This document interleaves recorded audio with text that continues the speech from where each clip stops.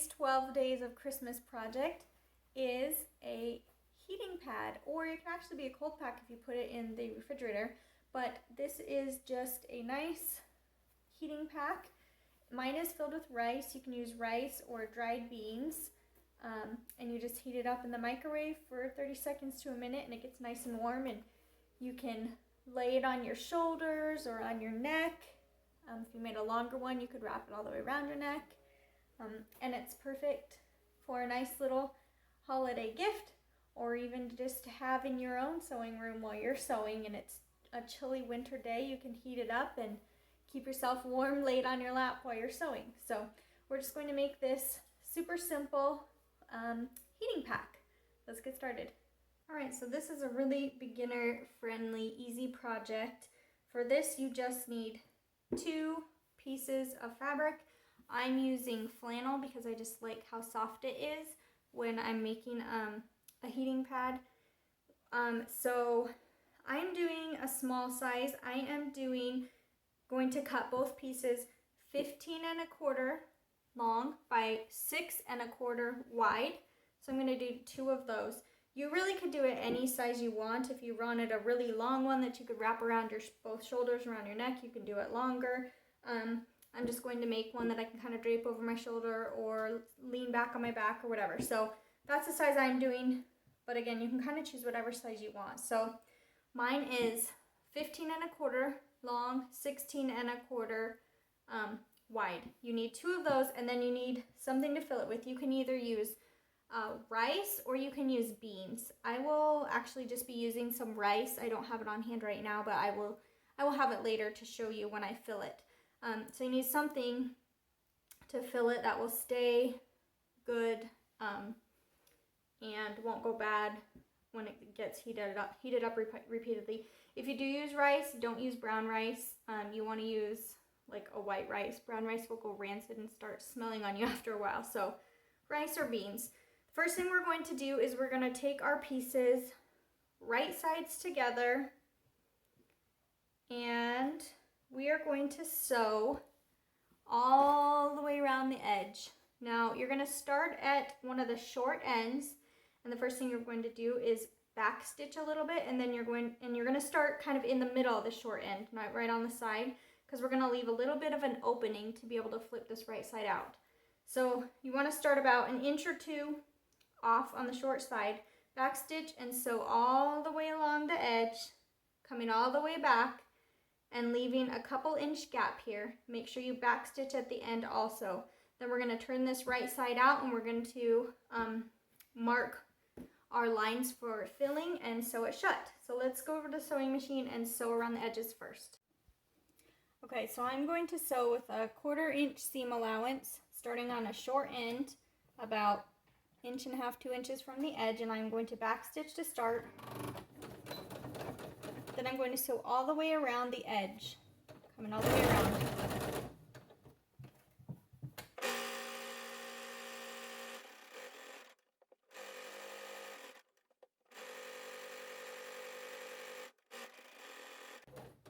When you make your corner turns, make sure that your needle is in the down position and that you raise your presser foot and turn it, and then lower your presser foot.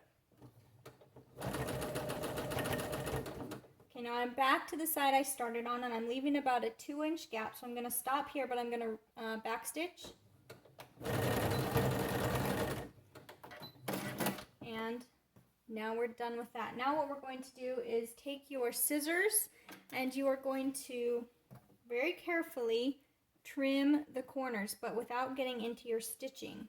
Okay, so trim around the corners. You can trim it like at a 3-point like that. Some people like to do that. Sometimes when I'm lazy, I just kind of make a loop around it. However you want, but just don't trim into your actual thread on that corner, or you'll have a hole there. Okay, so now your corners are trimmed. Now at that opening that you left, we're just going to stick our thumb in there and scrunch this up, and we're going to push it right side out. So turn this right side out. And now you need to poke out those corners. you can use a pencil that doesn't have the lead, or you can use a chopstick or your finger. I have this thing called that purple thing, and I'm just going to use this edge carefully. Make sure it's not too pointed because you can poke a hole, but just carefully poke out my edges so that they're make a nice corner. So I'm going to go around to all the corners and do that.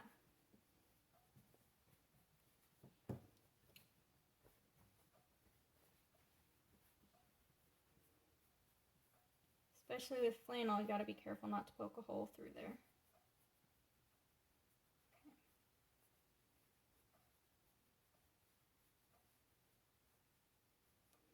Nice and carefully poke out the holes, or sorry, not the holes, the corners. Come on here. Okay. So now we have a nice rectangle. Now you could really do this with any size or shape, but this makes a good one that we can drape over a shoulder or your back or whatever you need. So now what I would do is take this over to your iron and give it a nice press just to make the edges crisp. Okay, so we're going to press this crisp, and then I'll show you the next step. Okay, so now this is pressed nice and flat, and the next thing we're going to do is we need to mark the lines of where our little pouches full of beans or rice are going to be. So you're going to fold this long ways in half. Okay, so take it and fold it in half, and you can either like finger press, especially if you're using like a quilting cotton, it'll be easier to finger press, or you can press with your iron to make a line here. Okay, so you're going to press this in half, and then from there you're going to take the edge of your fabric and you're going to fold that to the center line that you have, and you're going to press again either with your fingers or an iron, and then you're going to do the same thing with the other side.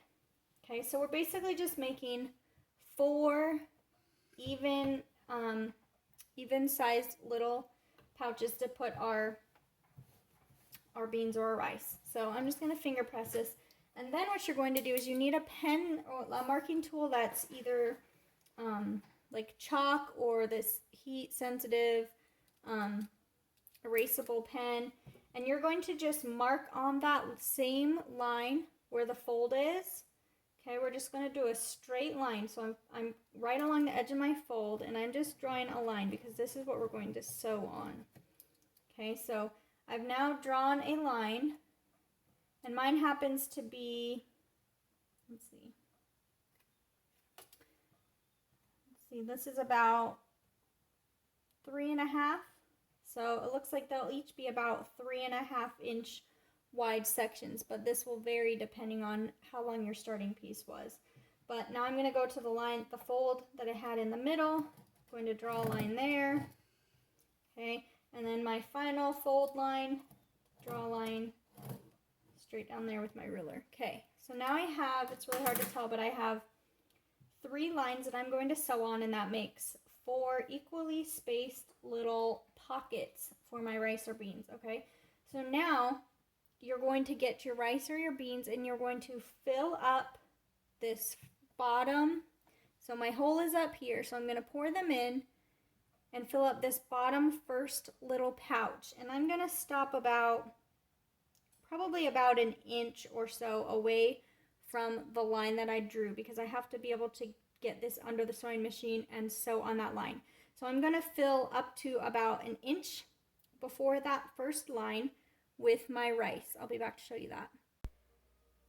Okay, so now you have your marks for your sewing line. So you're just going to fill like about 1 inch below that first line with whatever you're using, whether it's beans or rice.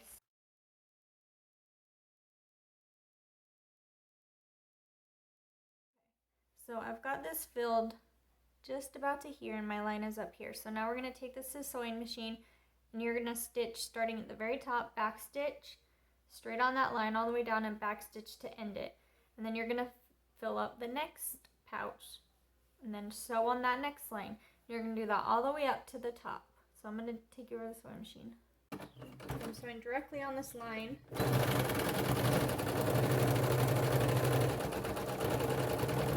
Make sure that everything, all your rice or beans is pushed way off so your needle doesn't run into it.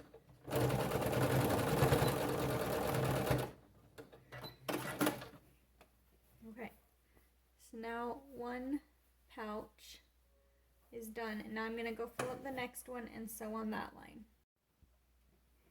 Okay, so now I have my 4 pouches filled. This is the last one, and this is where that opening is. So for this last one, you just want to stitch across the top, all the way down, closing up the gap to the bottom. So you're basically just top stitching that edge, which closes the gap and keeps the filling in.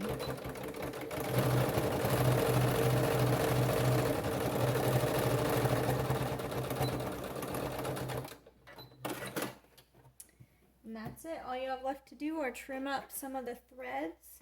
So if you have some threads poking out, trim those up so it's nice and neat. And that's it. You have a nice little heating pad.